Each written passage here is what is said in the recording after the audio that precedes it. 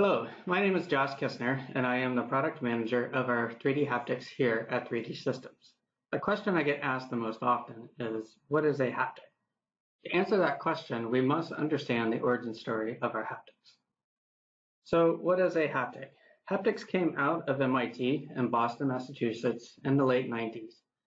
The creator of haptics was working with robots and thought, well, if I can use a computer to articulate a robotic arm to perform a certain task, could I use a robotic arm to manipulate an object inside a computer screen? So the simplest definition of a 3D haptic is touchable virtual reality. In its purest form, haptics are a 3D mouse that uses tiny motors to allow users to physically interact with objects in virtual space, or a reverse robot in a sense.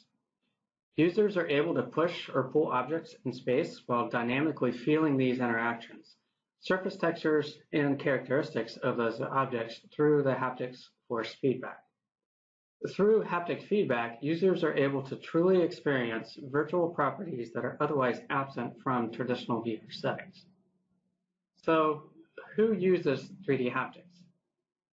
Both artists and industrial designers use haptics coupled with our freeform software to create unique 3D objects not possible with traditional CAD packages. Freeform is an organic modeler excelling at voxel modeling for manufacturing. Solid modeling has its limits, and when these limits are reached, Freeform begins capturing these new ideas and geometries previously not possible. In some cases, such as mold making, Freeform outperforms solid modeling. This is because haptics allow users to accurately interact with the voxel space freely and efficiently compared to other CAD products of similar modeling techniques. Medical professionals also use haptics as an essential tool for pre-surgical planning on patient-specific anatomy prior to surgery. Another area in which haptics are used by medical professionals is through medical simulations of common medical procedures such as tracheotomies or laparoscopic surgeries. Because haptics offers users a touchable virtual reality, haptics integration has become a cornerstone for medical professionals training around the world. Studies have shown that medical simulation in VR reduces the surgeon's training time by 50%. When you add haptics to these VR simulations, haptics improve the surgeon's skill with robotic surgery by 20%. This is important as more and more medical facilities are using medical robotic surgery or robotic assisted surgery in the surgical theater around the world. In situations where haptic feedback from the surgeon's tool and the patient's body have been severed, the surgeon needs to understand visually what the on-screen feedback from the robotics camera means. Therefore, surgeons have to be retrained to use the new medical technology. Since users are now using a new skill, there are 3 levels of virtual training for medical professionals. The first is understanding virtual space, where users simply interact with the objects in 3D space. The second is haptic training in virtual space, and this is comprised of 2 modes. First is moving objects around in space to understand the interaction between virtual objects and haptic feedback. Physical properties can be adjusted so the user can experience the full effect of 3D objects.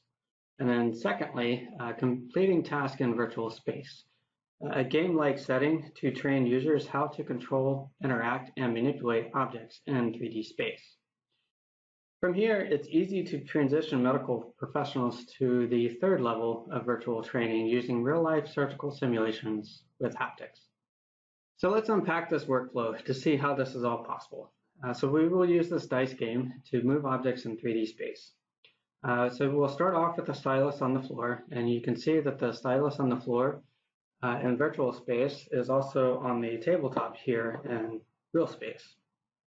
And if I move the stylus and set it on top of the box or the dice, you can see in virtual space the tip of the stylus is sitting on top of the box, and in real space here it is floating in space. And this is because of the force feedback, where there's little motors inside of the haptic that give tactile feedback to the user. You can also interact with these objects. So by clicking and picking up the box, you can move the dice around in virtual space.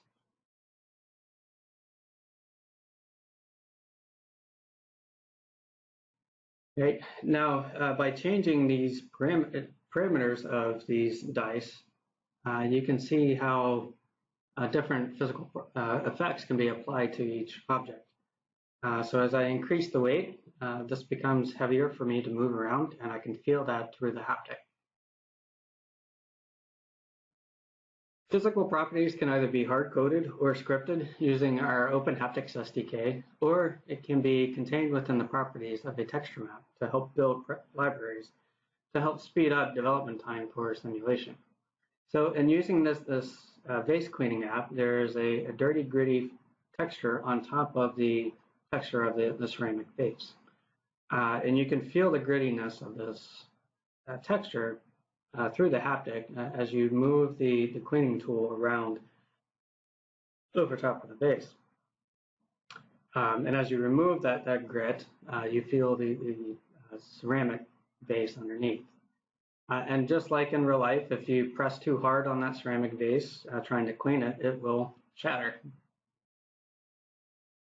So these two demos are examples of a level 1, understanding virtual space, and level 2, using a haptic device to move objects around in virtual space to complete a task. Advanced modes can be added to a task by increasing the difficulty, as in this dice game where users try to throw a die over the wall. Difficulty can be achieved by requiring the user to stack the dice and try to push the top die over the wall with the bottom die. To further advance the difficulty, one die could be replaced with a ball and perform the same task as before by pushing the ball over the wall with the dice. Additionally, haptics are beneficial in training for robotic surgery because surgeons are required to use both their left and right hands at the same time. Therefore, dexterity is a critical skill for robotic surgery. Difficulty for certain tasks can be achieved by requiring users to switch hands after completing a task or using both hands with dual haptics simultaneously to complete a single task, similar to what they would do during real surgery. So to demonstrate the final level of virtual training, we will use a demo from one of our OEM partners, Virteasy in France. Project owner James Markey shows us how the training simulation is broken down into stages so that students can understand the course in bite-sized chunks and progress through the curriculum at his or her own pace. To illustrate the levels of learning, James starts the curriculum by educating the surgeons on using the haptic with simple drill simulations. So here in this simulation, each key has a physical property assigned to them, simulating the real-life differences between the cementum, dentine, or the enamel of a human tooth. So you have C, D, and E. In this exercise, dentists are learning how to use the haptic by tracing the letters on the key with the virtual drill while drilling down into the different material properties of the human tooth. This is critical to understand because plastic mannequins do not have the internal anatomy that's found within humans, and through VR coupled with haptics, dentists are exposed to these differences very early on in their education. From here, they can progress to a more advanced stage of drilling a tooth for a post and crown procedure. As James performs this demo, you can see the drill is carving down into the C key, and he can feel this through the haptic and see on screen that he is unable to accurately trace over the C with the drill. Through this visual and tactile feedback, he knows he needs to change the drill bit to a smaller bit. As he moves over the D key, using the smaller drill bit, he is more successful in tracing the letter. When he moves to the E key, he now understands he needs a more precise tool than before to accurately trace the letter. In VR, he is able to test his theory by tracing the letter using the haptic but not running the drill. After switching the drill bit, he successfully carves out the letter E using the haptic simulator. Again, each key has the appropriate density and texture applied to it, requiring the user to adjust their pressure sensitivity as one would feel on a real human tooth. Using VR training, Virteasy then moves the student to a real-life post and crown simulation within the Virteasy curriculum. This is Virteasy's Level 3 in Haptic VR simulation. Virtual training allows companies like Virteasy to provide contextual information to the student prior to a hands-on training simulator.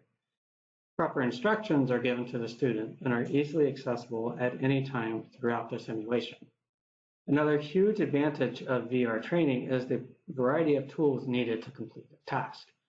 Many times these tools are absent from the mannequin training, and certainly information around each tool is absent as well. Again, through haptic simulation, students can truly feel the tooth and material they are drilling into very early in their education. Lastly, through guided VR instruction using our haptics, users can receive accurate real-time feedback over and over until they have perfected their skill and are ready for a real-life patient. At the end of the day, operating on human beings is the ultimate goal. Without this virtual experience, using a 3D Systems haptic device, students do not receive an in-depth, real-time feedback on their progress with an acute understanding on how to perfect their surgical skill. If you would like more information on Virteasy or virtual simulation, please visit www.virteasy.com. If you would like more information on our full product line of 3D haptics or on our Open Haptics SDK or possible simulations with 3D haptics, please visit 3dsystems.com and navigate to the software haptics section on the website.